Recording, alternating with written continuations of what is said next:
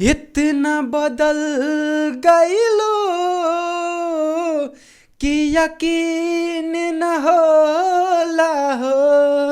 इतना बदल गईलो कि यकीन न होला हो।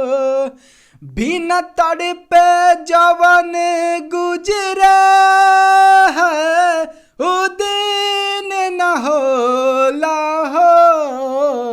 इतना बदल गईलू कि यकीन न होला हो। बड़ी फुर्सत से तोहके भगवान बनौले हो। बाकी दिल के जगहिया पे भले पत्थर लगौले हो। देखी कतनो दरदिया में गमगीन न होला हो। इतना बदल गईलू कि यकीन न होला हो। हेलो दोस्तों, स्वागत है आपको हमारे YouTube चैनल पे। जैसा कि आज हम पढ़ाने जा रहे हैं आवर्त सारणी या पीरियोडिक टेबल। तो आवर्त सारणी को हम लोग कैसे याद रखेंगे, तो आवर्त सारणी के याद रखने का हम ट्रिक बताएंगे। तो ट्रिक क्या है वो आपके सामने है। जैसा कि यहाँ पे हाइड्रोजन, लिथियम, सोडियम, पोटेशियम, उसी प्रकार है रुबेडियम, सीजियम, फ्रांसीसियम। तो इस प्रकार हम इसका ट्रिक निकाले हैं। H से हे बन सकता, LI से ली बन सकता, NA से ना बन सकता, K से कहे बन सकता, RB से। तो इस प्रकार इसका ट्रिक हम बना सकते हैं। हे, ली, ना, के, रिबन्स, कसो, फ्रोम। हे, ली, ना, के, रिबन से कसो, फ्रोम। अगला इसका हम निकाल सकते हैं। यहाँ है BE से बेटा, MG से मांगे, CA से कार, SR से स्कूटर, BA से बाप, RA से राजी। तो बेटा मांगे कार स्कूटर बाप राजी, इस प्रकार बन सकता है इसका। उसी प्रकार अगला है मेरा बी से बैगन हम बोल सकते हैं, AL से आलू बोल सकते हैं, GA से गोभी बोल सकते हैं, और IN से इन बोल सकते हैं, और TI से थैली बोल सकते हैं। तो इस प्रकार इसका ट्रिक होगा बैगन आलू गोभी इन थैली आउट। इस प्रकार बैगन आलू गोभी इन थैली। उसी प्रकार C से कार्बन, इसको कहे बोल सकते हैं, कहे शिव जी, SN से सुनो, PV से पार्वती, कहे शिव जी सुनो पार्वती। उसी प्रकार अगला ट्रिक हम बना सकते हैं NPASSB। तो इस प्रकार इसका ट्रिक होगा नाना पाटीगर आज सब बीच, नाना पाटीगर आज सबके बीच, नाना पाटीगर आज सबके बीच। इसका ट्रिक हुआ। अगला ट्रिक इस प्रकार बन सकता, ऑक्सीजन है तो O से ओल्ड हम बोल सकते हैं, ओल्ड, S से स्टाइल, SE से TE टीपो, ओल्ड स्टाइल से टीपो, ओल्ड स्टाइल से टीपो। उसी प्रकार अगला इस प्रकार हम ट्रिक निकाल सकते हैं कि F से फिर, CL से कल, BR से बाहर, I से आई, AT से अंटी, फिर कल बाहर आई अंटी। इस प्रकार इसका हम ट्रिक बना सकते हैं। और ये आप तो जान ही रहे कि इसको चूंकि ये वर्ग 18 का तत्व है, इसे शून्य वर्ग का तत्व भी कहते हैं। क्यों इसे शून्य वर्ग का तत्व कहते हैं? क्योंकि इसमें सारा का सारा गैस ही है, जैसे, और वो भी अक्रिय गैस। इसमें सभी गैस है और अक्रिय गैस है, अर्थात वह किसी से क्रिया नहीं करती है, वह अक्रिय, उसका कक्षा पूर्ण होता है। तो इसे जीरो वर्ग का तत्व भी कहा जाता है। अब हम वर्ग और आवर्त तो बोल रहे हैं कि वर्ग बता दिए, आवर्त बता दिए, तो वर्ग किसे कहते हैं, आवर्त किसे कहते हैं, ये जानना भी एक जरूरी है। क्योंकि बहुत लोगों को वर्ग और आवर्त क्या होता है पते नहीं होता, वर्ग आवर्त बोल रहे हैं। तो वर्ग किसे कहेंगे तो आवर्त किसे कहेंगे। सर्वप्रथम हम देख लेते हैं आवर्त। तो आवर्त सारणी के आवर्त, ये हमारे आवर्त सारणी आधुनिक आवर्त सारणी है। जैसा कि हमारे वैज्ञानिक मेंडलीव आया था, उन्होंने भी आवर्त सारणी को दिया था, लेकिन उसके आवर्त सारणी में कुछ नियम का पालन नहीं हो जाने के कारण वो मेंडलीव फेल हो गया। उसके आगे हमारा मौजले आया, मौजले साहब आए तो ये आधुनिक आवर्त सारणी को दिए। तो इस आधुनिक आवर्त सारणी में आवर्त की संख्या कितनी होती है तो आवर्त की संख्या 7 होती है। कैसे होती है तो आवर्त कहते हैं किसे, आवर्त किसे कहते हैं तो आवर्त सारणी के उदर्ग कतारों को, उदर्ग मीन्स खड़ा, उदर्ग कतारों को आवर्त कहते हैं। तो आप देख लीजिए उदर्ग कतार के गो है 1 2 3 4 5 6 7, ये उदर्ग कतार हमारा 7 है। तो ये आवर्त मेरा आवर्त 7 हो गया। ये आवर्त सारणी के उदर्ग कतारों को आवर्त कहते हैं। हमारे उदर्ग कतार 7 है तो ये आवर्त मेरा 7 हो गया। इसी प्रकार अगला आप देख सकते हैं वर्ग। तो वर्ग किसे कहते हैं तो आवर्त सारणी के क्षैतिज कतार, इस प्रकार ये हमारा जो है क्षैतिज कतार, आवर्त सारणी के क्षैतिज कतार को वर्ग कहते हैं। तो ये क्षैतिज कतार कितने हैं तो इसे गिन लीजिए। ऐसे तो 18 होता, लेकिन गिन लीजिए 1 2 3 4 5 6 7 8 9 10 11 12 13 15 16 17 18, अर्थात आवर्त सारणी में वर्गों की संख्या 18 वर्ग होते हैं। 18 वर्ग होते हैं और 7 आवर्त होते हैं। उसी प्रकार इस आवर्त सारणी में बहुत सारे, इस आवर्त सारणी को 3 ब्लॉकों में, ये आवर्त सारणी को 4 ब्लॉकों में बांटा गया। तो कैसे 4 ब्लॉकों में बांटा गया तो प्रथम आप देख रहे होंगे एस ब्लॉक का तत्व, इसमें जितना भी है सब एस ब्लॉक का तत्व है। इसका इलेक्ट्रॉनिक विन्यास आपको बताया है पिछले वीडियो में। इलेक्ट्रॉनिक विन्यास अगर जो आप इसका निकालिएगा तो इसका अंतिम कक्षा एस ब्लॉक आएगा, तो ये एस ब्लॉक में भरा जाएगा, ये एस ब्लॉक का तत्व है। उसी प्रकार अगला डी ब्लॉक को संक्रमण तत्व भी कहा जाता है। तो इसका ये हमारा डी ब्लॉक है, तो इसका इलेक्ट्रॉनिक विन्यास निकालिएगा तो अंतिम कक्षा डी आएगा, तो ये डी ब्लॉक का तत्व है। दूसरा डी ब्लॉक में बांटा गया। तीसरा हमारा पी ब्लॉक में बांटा गया। तो ये सब यहां से लेकर यहां तक, यानी कार्बन से लेकर यहां तक, ये हमारा पी ब्लॉक तत्व में आता है। परंतु ये हमारा नीचे ये एफ ब्लॉक में आता है। लेंथेनाइड और एक्टेनाइड ये दोनों एफ ब्लॉक का तत्व है। अब लेंथेनाइड और एक्टेनाइड कहेंगे किसे तो लेंथेनाइड उसे कहते हैं परमाणु संख्या 58 से लेकर 71 तक, परमाणु संख्या 58 से लेकर 71 तक वाली जो तत्व होती है उसे लेंथेनाइड के श्रेणी में रखा जाता है।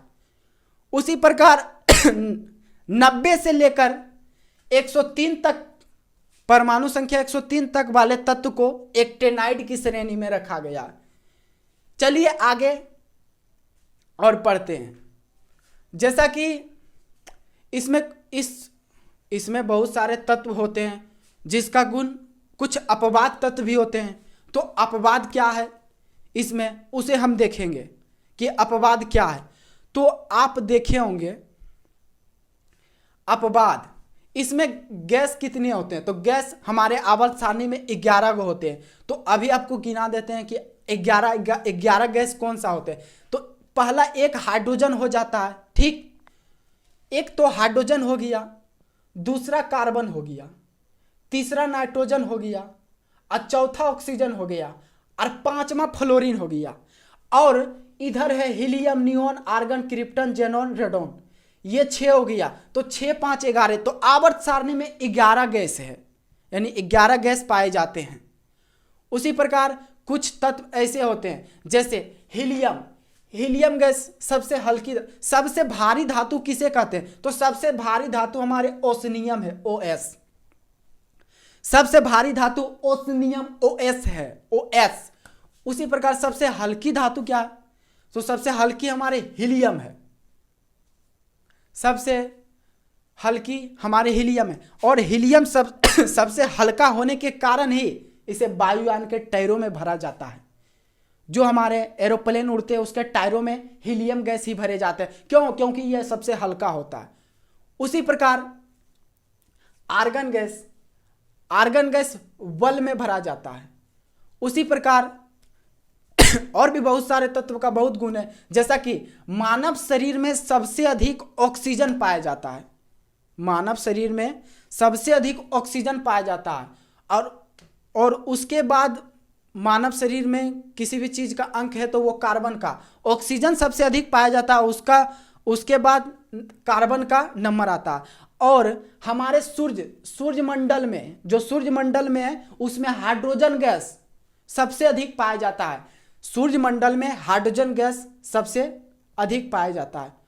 और हमारे वायुमंडल में, यानी वायुमंडल में नाइट्रोजन गैस सबसे अधिक पाया जाता है। लगभग इसे मिटा देते हैं, लगभग 78% वायुमंडल में नाइट्रोजन पाया जाता है। 78% वायुमंडल में नाइट्रोजन ही पाया जाता है। उसी प्रकार कुछ जैसे कि धातु, अधिकांश धातु मेरा ठोस रूप में पाया जाता है, लेकिन कुछ ऐसे अपवाद है जो कि द्रव रूप में पाया जाता है। जैसा कि सभी धातु ठोस रूप में पाया जाता। पारा Hg, पारा धातु होते हुए भी यह द्रव रूप में पाया जाता। क्यों? क्योंकि यह अपवाद है। इसे आपको याद रखना पड़ेगा कि पारा धातु होते हुए भी यह द्रव रूप में पाया जाता। उसी प्रकार आपसे क्वेश्चन पूछ देगा कौन ऐसी धातु है जो द्रव रूप में पाया जाता है? तो पारा। और अगर जो घुरा के पूछ दे कि कौन ऐसी अधातु है जो द्रव रूप में पाया जाता है, तो अधातु द्रव रूप में तो ब्रोमीन, ये अधातु है ब्रोमीन जो द्रव रूप में पाया जाता है। आप जानते होंगे कि सभी धातु विद्युत का सुचालक होते हैं, ठीक? और सभी धातु विद्युत का सुचालक होते हैं। और सभी अधातु विद्युत का कुचालक होते हैं। परंतु कुछ ऐसे अपवाद इसमें भी आ जाते हैं। तो वो अपवाद कौन है तो देखते हैं। तो वो अपवाद है मेरा ग्रेफाइट। ग्रेफाइट एक अधातु है और अधातु विद्युत का कुचालक होता है। ग्रेफाइट